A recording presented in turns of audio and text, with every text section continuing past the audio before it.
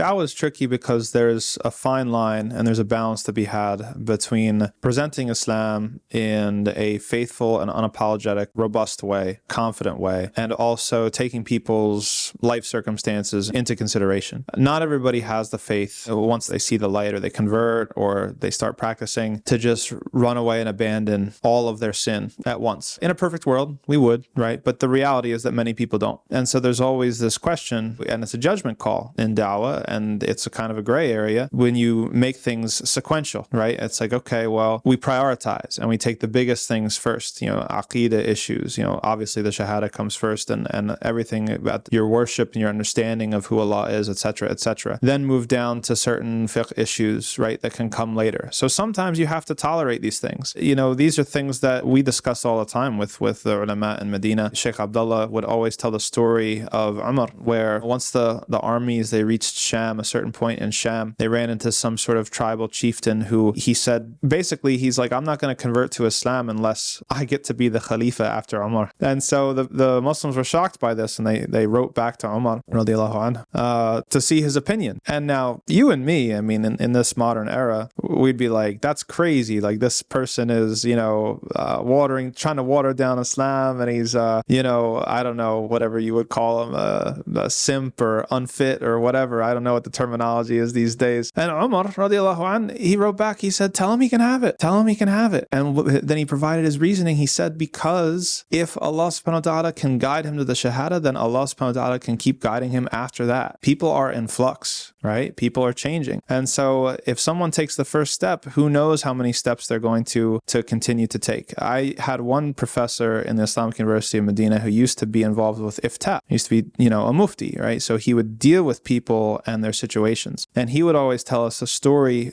He dealt with somebody who, I think they were a Moroccan working in Spain, a young lady, and she worked in an alcohol factory or something like that. And she said, listen, like my father wants to go to Hajj. He hasn't gone to Hajj. I want to send him on Hajj, but I know that my income is haram. What should I do? And the professor was like, I know the hadith that, Allah subhanahu wa ta'ala only accepts what is pure, right? And I know that the ruling of this, but I also know that the consequences of me telling her that, this is completely false and unaccepted or whatever, might be worse. The consequences might be worse than if they were to go anyway. So what he told her was, he said, listen, pay for your father to go on Hajj. And when he goes and he's at the Kaaba, tell him to make dua for halal rizq. Tell him to make dua for pure and permissible income. And this happened. So she paid for his Hajj, he went on Hajj, he made tawaf, and he made this dua. Later, she reached out to this professor of mine 10 years later, and she said that because that dua that he made changed their whole life. That they were back in a more Islamic environment, they started taking their deen more seriously, she left her job and got a halal income and all these sorts of things. And he told me, he looked me right in the eye and he said, if I had just simply quoted the hadith to her and told her that this is not acceptable, none of this good would have happened. So sometimes in da'wah, you have to take the long view. Not all the time. Not all the time. There's a time to put your foot down, of course. But this is an area where it takes ijtihad, and it takes people with bu'd al-nadhr, with people who are farsighted, and weighing the harms and benefits. And like Sheikh Abdullah used to tell us all the time, he said, fiqh is not knowing the halal from the haram. Fiqh is knowing what is the lesser of two evils. And sometimes people need to be brought along slowly, and this is not an excuse for watering down the deen and not for, misrepresenting the deen or anything like this, but this is da'wah, and this is what real da'wah looks like. And